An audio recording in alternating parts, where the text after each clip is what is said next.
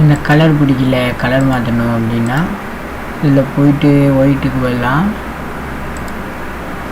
Green நல்லா இருக்குது, green மாற்றிக்கலாம். இந்த இதெல்லாம் வேணும்னா அழிச்சிடலாம்.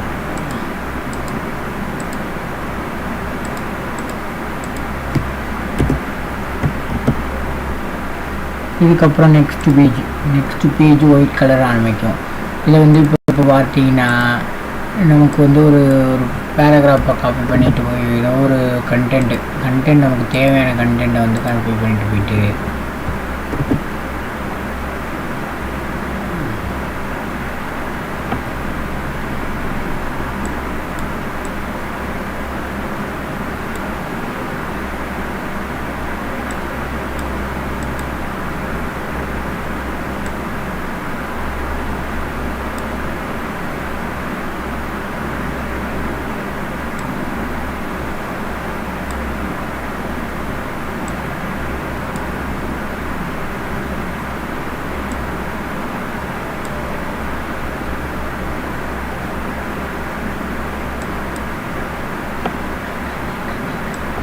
இதில் வச்சு அட்ஜஸ்ட் பண்ணி நம்ம ப்ரெசன்டேஷனுக்கு தேவையான சோர்ஸ் வந்து நம்ம க்ரியேட் பண்ணிக்கணும்.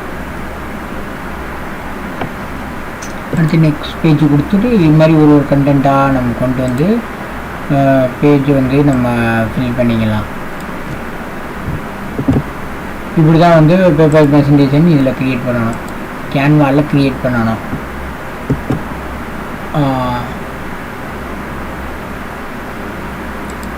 இவ்வளோ தான். இது பண்ணிவிட்டு இது மாதிரி எத்தனை பேஜ் வேணுமோ க்ரியேட் பண்ணிவிட்டு நம்ம டவுன்லோட் பட்டன் ஆகணும்னா டவுன்லோட் பிடிஎஃப் ஸ்டாண்டர்ட்னு கேட்டிருக்கா, பிடிஎஃப் ஆகாது, பிபிடி ஆகாது, பவர் பாயிண்ட்டுங்கிற ஆப்ஷனில் போட்டு நம்ம டவுன்லோட் பண்ணிக்க வேண்டியதுதான்.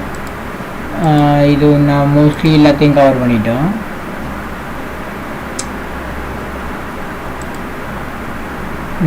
அடுத்தாப்பில் நம்ம நெக்ஸ்ட் வீடியோவில் நம்ம பார்ப்போம். Thank you so much. நம்மளோட வீடியோ ஒரு நேரம் பார்த்ததுக்கு ரொம்ப நன்றி. இனி நம்ம வந்து அடுத்தடுத்த வீடியோவில் வந்து ப்ரீஃபாக நம்ம மணி மேக்கிங் பற்றின வீடியோஸ் நம்ம பார்ப்போம்.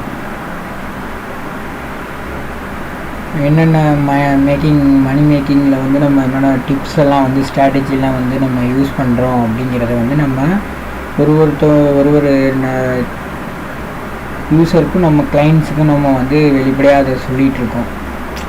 அதனால் வந்து எல்லோரும் ஃபுல் வீடியோ பார்த்ததுக்கு நன்றி. நம்ம சேனலை வந்து சப்ஸ்கிரைப் பண்ணிவிட்டு வாட்ச் பண்ணிவிட்டு பாருங்கள், ஷேர் பண்ணுங்கள். ரொம்ப நன்றி.